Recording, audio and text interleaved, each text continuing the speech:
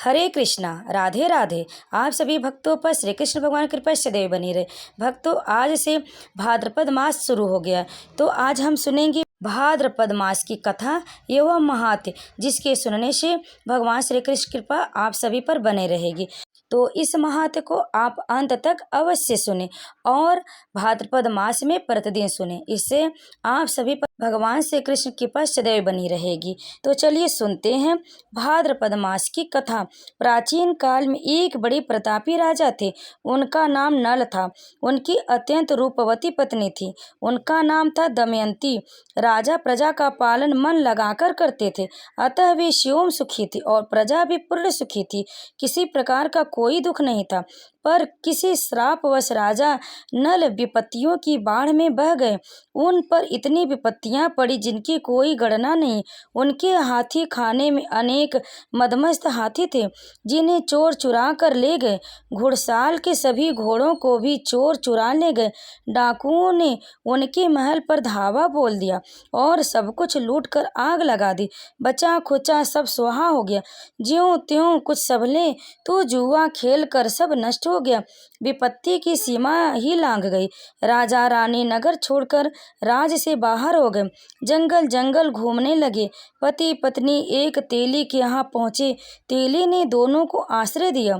उसे ज्ञात नहीं था कि ये नल और दमयंती हैं।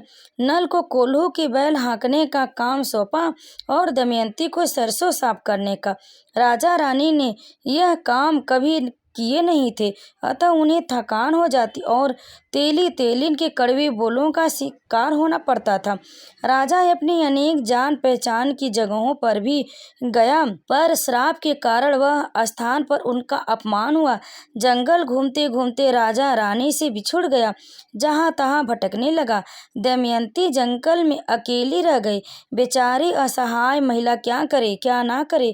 अन्य मुसीबतें झेल भी ले, पर पति वियोग की अग्नि से कैसे बचे। एक दिन रानी की भेंट अचानक ही सरभंग ऋषि से हो गई। ऋषि द्वारा पूछने पर दमयंती ने अपनी विपत्ति कथा कह सुनाई। सरभंग जी ने दमयंती से कहा, पुत्री, तुम गणेश जी की पूजा अर्चना करो और गणेश चौथ का व्रत करो।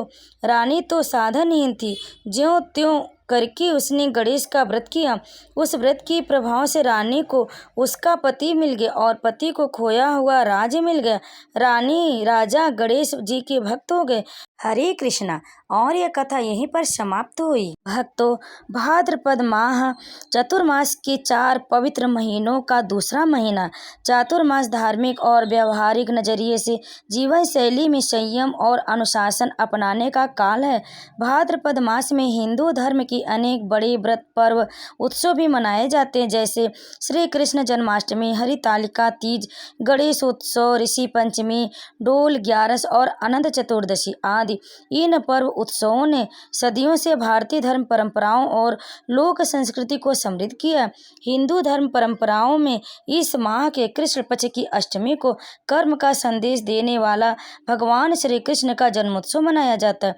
तो शुक्ल पक्ष की चतुर्थी को प्रथम पूज्य देवता श्री गणेश जी का जन्मोत्सव होता है। इस प्रकार यह मास कर्म और बुद्धि के संतुलन और साधना से जीवन में सफलता पाने का संदेश लेकर आता है।